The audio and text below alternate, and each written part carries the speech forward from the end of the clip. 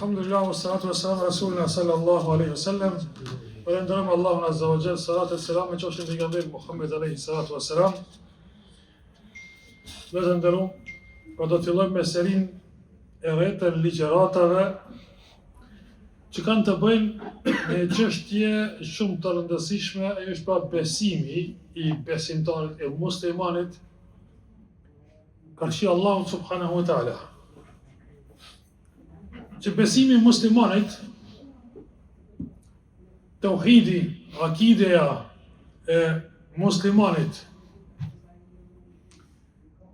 ndahet në tre lloje, sikur se që e dini. Pra, njëshmëria Allahut subhanahu wa taala në besim, pra njëshmëria Allahut subhanahu wa taala në zotushmërinë e Allahut subhanahu wa taala.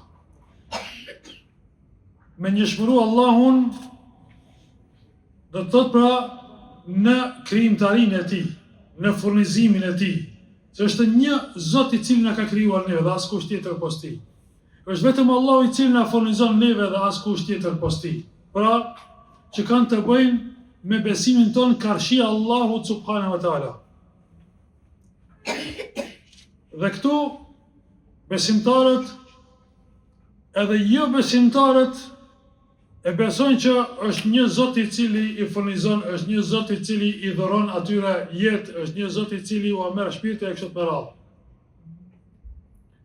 Besimi në njëshmërinë e Allahut azza wa jall, në adhurshmëri.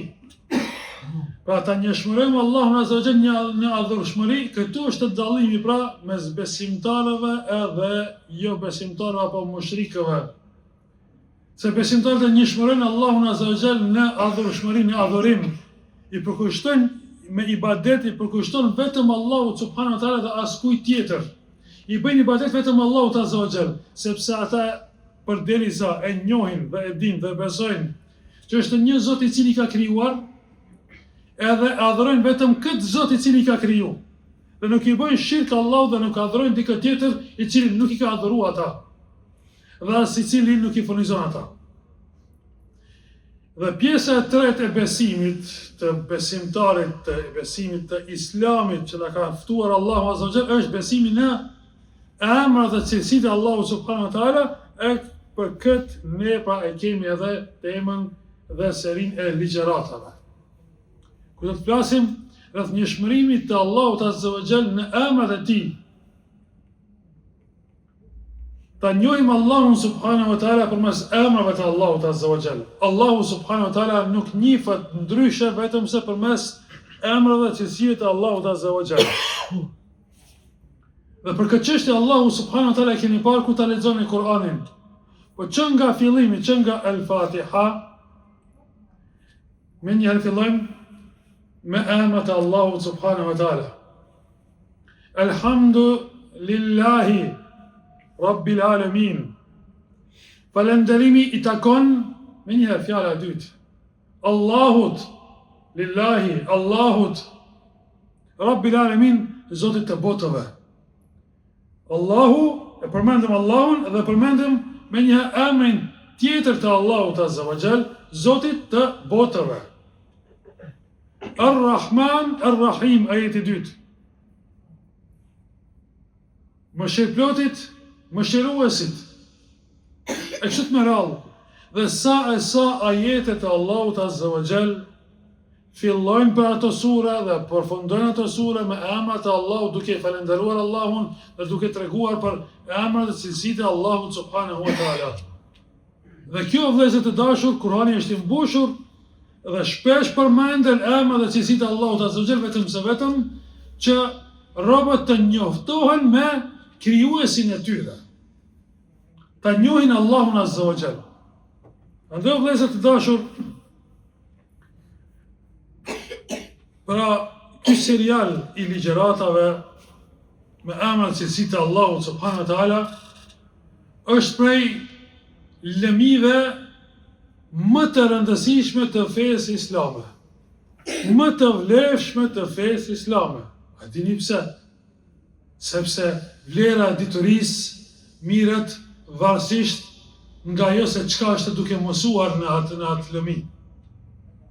E këtu jemi duke mësuar për Allahun subhanahu wa ta'ala. A ka më të madh? A ka më të fuqishëm? A ka më të mëshirshëm?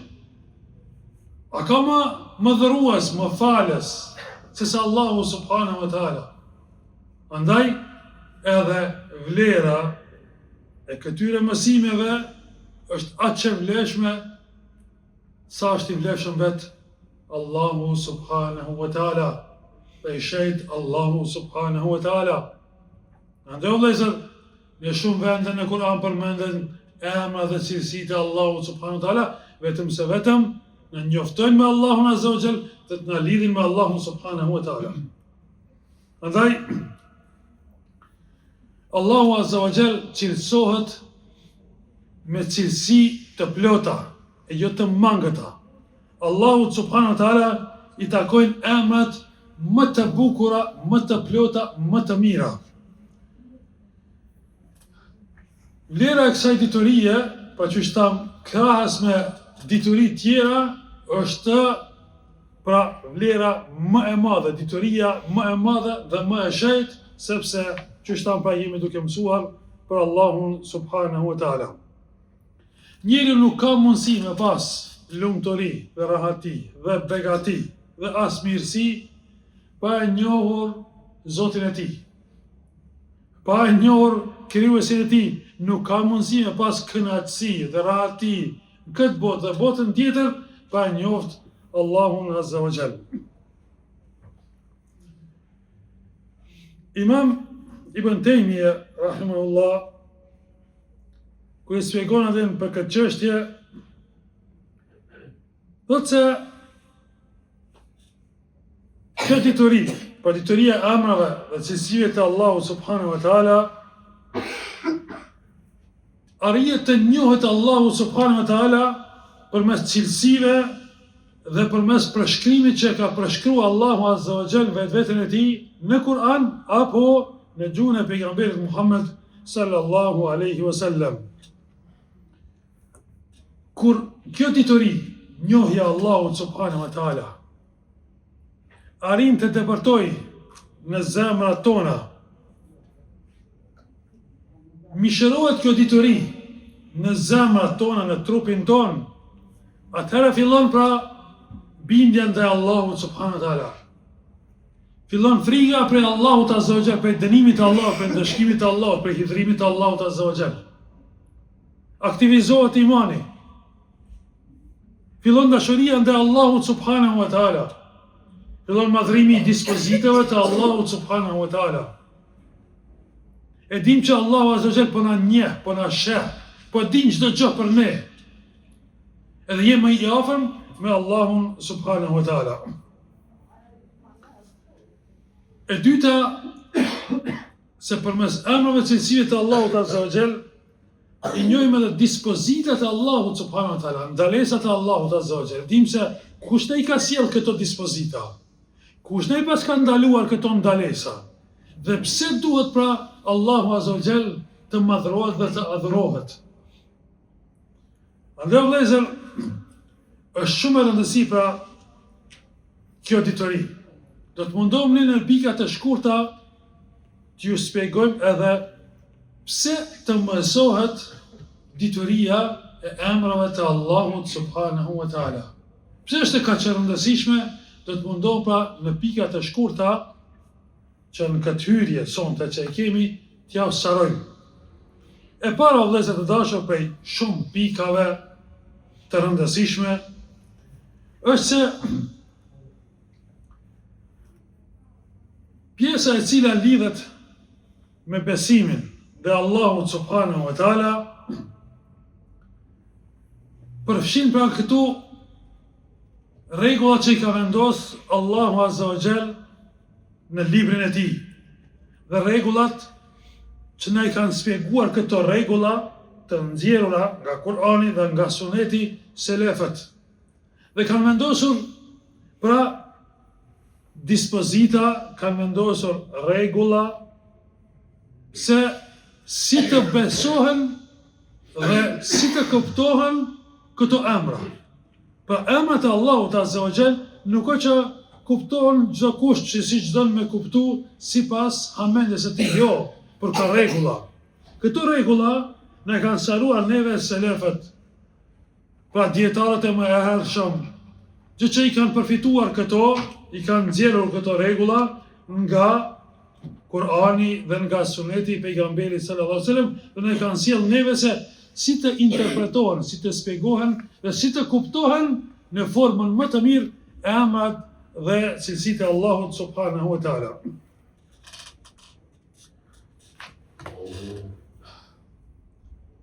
Tek emrat dhe cilësitë e Allahut azza wa jall kuptojmë edhe se selefët, sahabët dhe tabiinët dhe tabiinët si i kanë zbatuar këto emra dhe kuptimin e këtyre emrave dhe cilësive të Allahut azza wa jall në jetën e tyre. Pra, si kanë ndikuar këto emra dhe cilësitë e Allahut azza wa jall në jetën e tyre. Po ashtu vëllezër dashur, Allahu azza wa jall për shembull në Kur'an thot, me të vërtet nga robërit e tij, robërit e Allahut azza wa jall, Allahut i friksohen vetëm dietarët, vetëm të ditëve. Pra sa ma shumë njëri që ta njeh Allahun subhanahu wa taala, aq ma shumë edhe i friksohet Allahut azza wa jall. Ai cili është i padijshëm për Allahun, për emrat dhe cilësitë e Allahut azza wa jall, ai nuk mundet me u friksu Allahut subhanahu wa taala. Kjo është pra iman, kjo është akide. Pra akida jon është obligim, që shtam, me njëshmëru Allahun në zotëshmëri, në adhurueshmëri, dhe me njëshmëru Allahun azza wa jall në emra dhe cilësitë e Allahut subhanahu wa taala. Pse?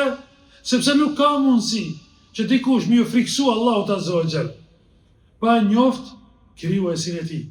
E krijuesi njihet përmes emrave dhe cilësive të Allahut azza wa jall. Çka ardhur pra Allahut i takojnë emrat e bukura. Dhe me këto emra adhuroni,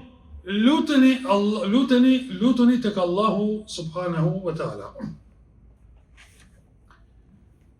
Allahu azza wa jall sjell në shembull, thot pra që mos jemi sikur se shembull e atyre që ju besua Tevrati, pra Benu Israilve. Dhe ata e lexuan, por nuk e zbatuan, dhe ishin sikur se gomari, që bart mbi shpinën e tij libra, por nuk e din se çka bart. Andaj, mos të jenë besimtarë të tillë, që ta kenë librin e Allahut, ta kenë Kur'anin nëpër duart e tyre, e mos të dinë se çka përmban libri i Allahut subhanahu wa taala dhe çka kërkon prej besimtarëve. Andaj, Allah pejgamberi sallallahu alaihi wasallam na ka treguar që Allahu i posëdon 99 emra. Allahu posëdon 99 emra. Për çka janë këto 99 emra të Allahut? Për ta njohur Allahun subhanahu wa taala. Sa i dim pra këto kuptime të Allahut subhanahu wa taala, për këtë arsye pa jemi duke filluar që t'i shpjegojmë 99 emra të Allahut azza wa jall, që të njoftohemi me Allahun subhanahu wa taala.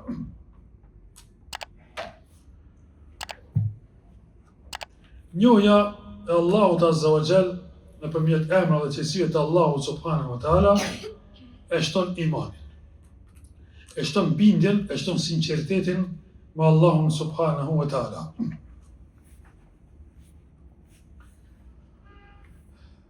Njohja e Allahut subhanahu wa taala e afron njeriun dhe krijon një raport, një lidhshmëri shumë të afërt mes robit dhe mes Allahut azza wa jall. Njeriu afrohet tek Allahu subhanahu wa taala duke njoft Allahun azza wa jall. A i keni parë kështu të ka krijuar Allahu azza wa jall këtë krijesë njeriu. Sa më shumë çka të njoftohet me dikë dhe afrohet tek ai.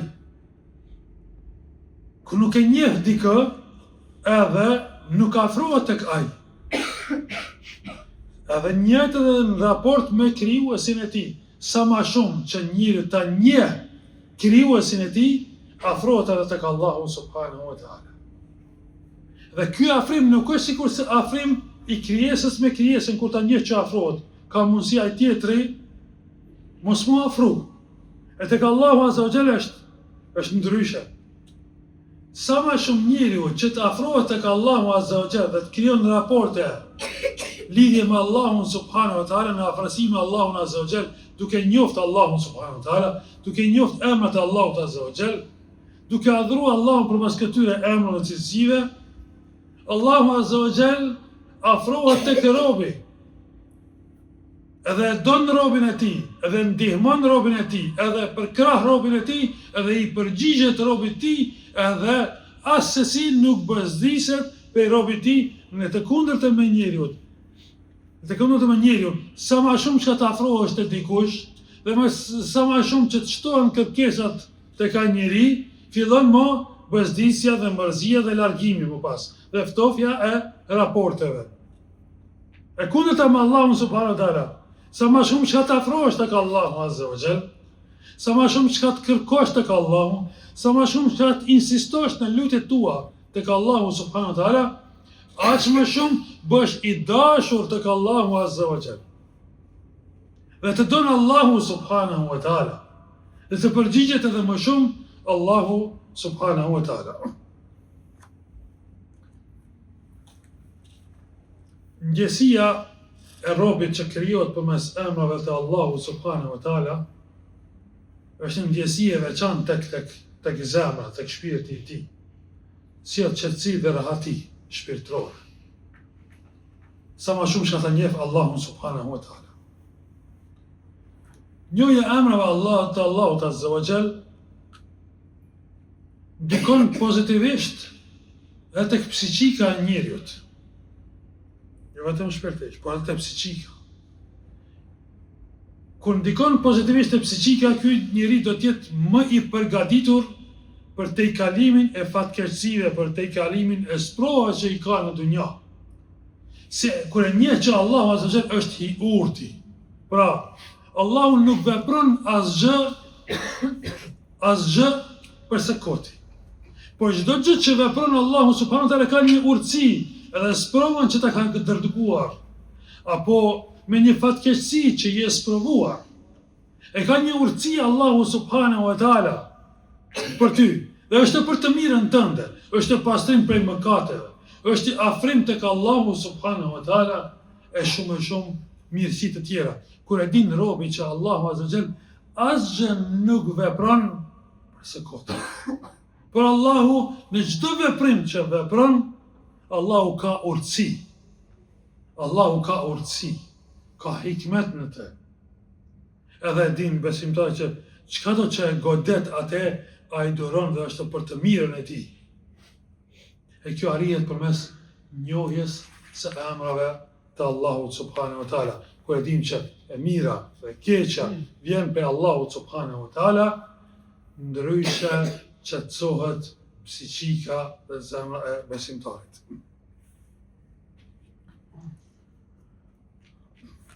Dituria dhe emrave të Allahut subhanahu wa taala, për emrat e Allahut dhe cilësitë e tij,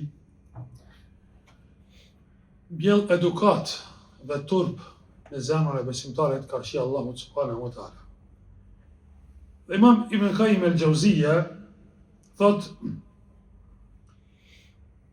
që njeriu nuk ka mundësi të jetë besimtar i mirëfillt nëse nuk i ka këto dy gjëra, sjelljen e mirë, edukatën e mirë, edhe turpin.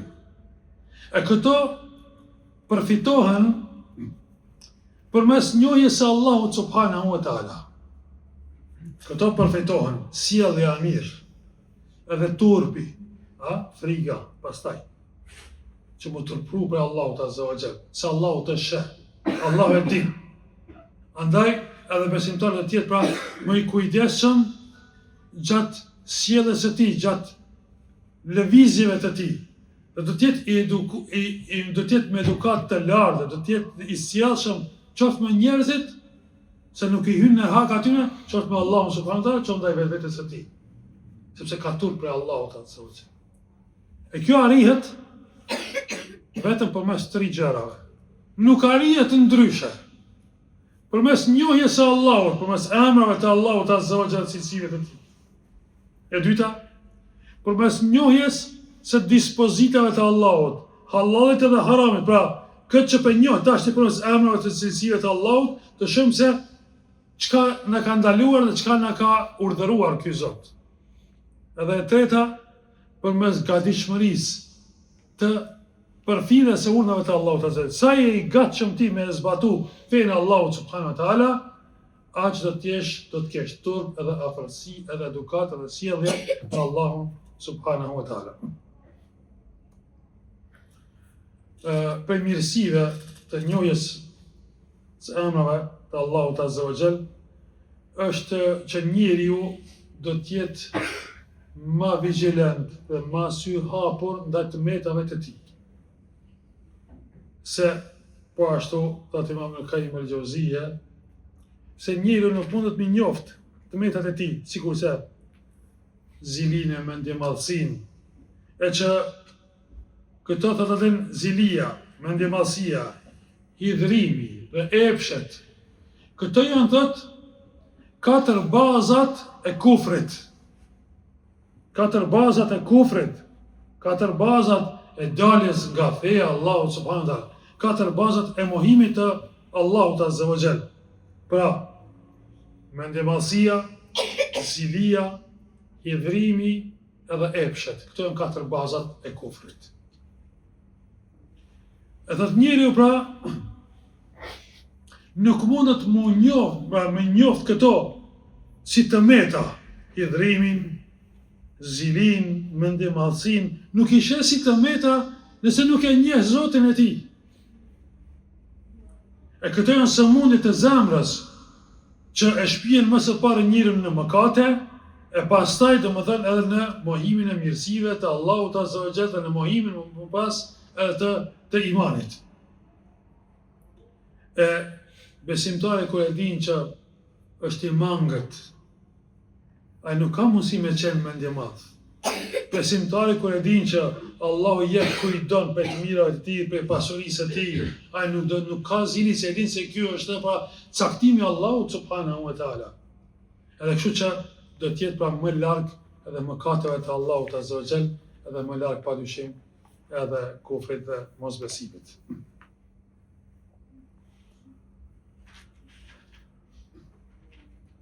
Vëllezër të dashur,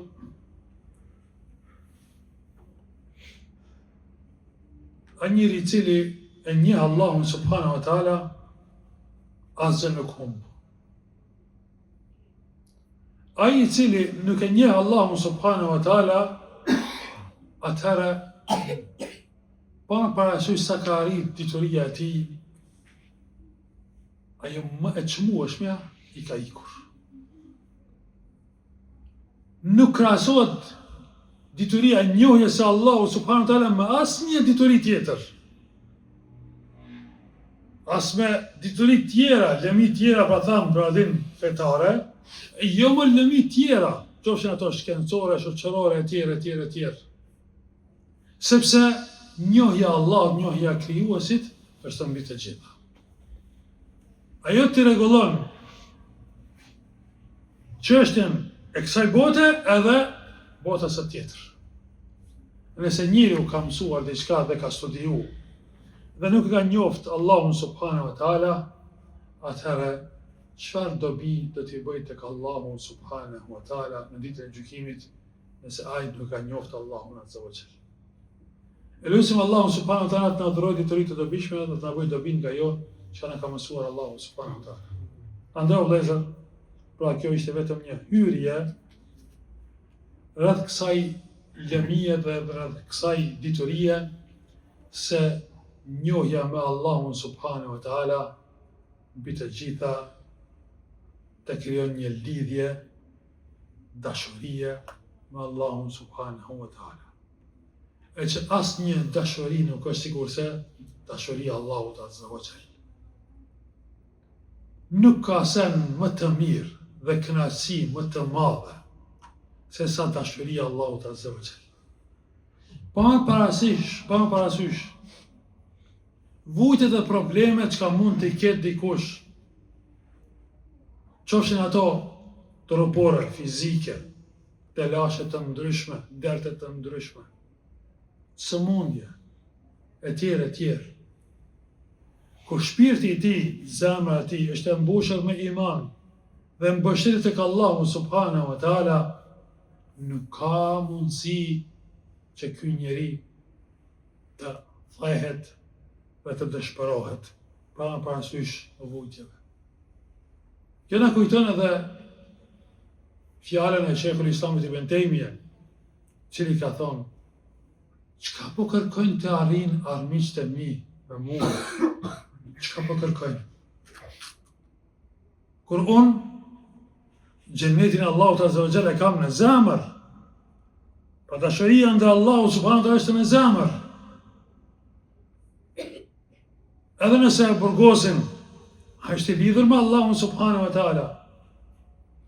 Burgimi e ka konsideru se është vetmim me Allahun subhanahu wa taala. Ka adhurim dhe kënaqësi dhe itikaf me Allahun.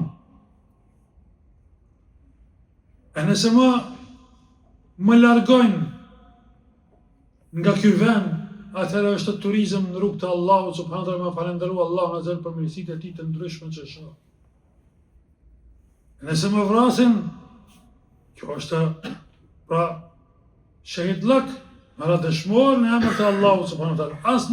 Në asnjë mënyrë besimtari nuk humb, nëse është i lidhur me Allahun subhanahu wa taala. Andaj shikoni një zemër e mbushur me iman që njeh Allahun subhanahu wa taala, çfarë kënaqësie shpirtërore i afron atij.